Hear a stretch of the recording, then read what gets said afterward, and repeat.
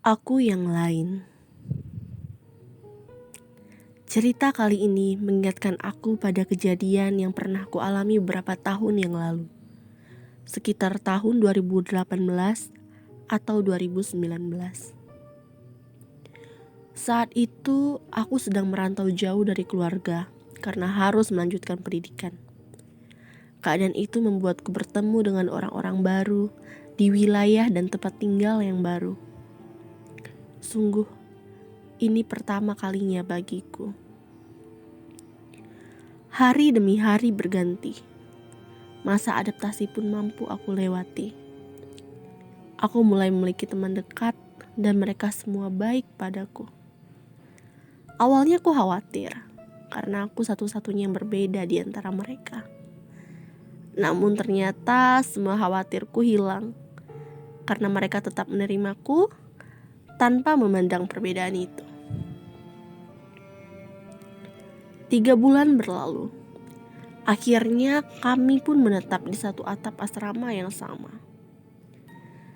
Kami senang karena di asrama itu terdapat 4 kamar dan kami bisa memiliki kamar kami masing-masing. Dan inilah awal dari cerita kami.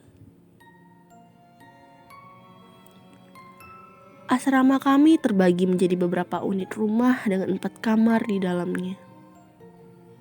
Salah satu dari rumah itu ditinggali oleh kami berempat, yaitu aku, Kak Jul, Lita, dan Ines.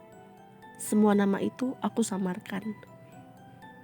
Dengan 2 buah kamar mandi dan ruang tengah yang kami jadikan sebagai ruang tamu untuk bersantai.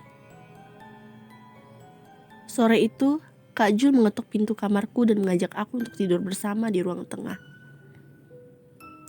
"Dek, ntar malam tidur di luar yuk." Mendengar ajakan itu, aku langsung menyetujuinya tanpa menolak. Malam pun tiba. Sekitar pukul 8 kami bersiap untuk tidur. Lita dan Ines sudah masuk ke kamar mereka sejak tadi. Sementara aku dan Kak Jo masih sibuk mengeluarkan kasur untuk tidur di ruang tengah. Akhirnya, kataku sambil membaringkan tubuhku di atas kasur. Membelakangi Kak Jul yang sudah lebih dulu membaringkan tubuhnya menghadap tembok. Tentu saja kami tak langsung tidur malam itu, karena kami masih sibuk memainkan handphone kami masing-masing. Tanpa terasa, waktu sudah menunjukkan hampir pukul 10 malam. Kak Jul sudah bersiap untuk tidur, sementara aku masih sibuk dengan handphoneku. Kak Jul kemudian meminta izin untuk mematikan lampu di ruang tengah. Karena memang kami berdua tak bisa tidur jika lampu tetap menyala. Aku pun mengiyakan.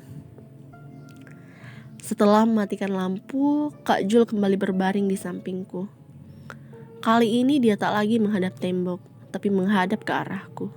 Sementara aku tetap berbaring membelakangi Kak Jul. Selang beberapa menit setelah Kak Jul berbaring, dia tiba-tiba memanggilku. Dek. Lucunya aku tak mendengar panggilan itu. Sampai pada akhirnya Kak Jul menggoyangkan tubuhku sambil terus memanggil-manggil aku. Dek, kamu kenapa? Aku pun segera membalikkan tubuhku menghadap Kak Jul dan bertanya. Kenapa, Kak? Kak Jul terdiam sesaat. Setelah itu dia memperhatikan wajahku cukup lama dan dia kembali bertanya.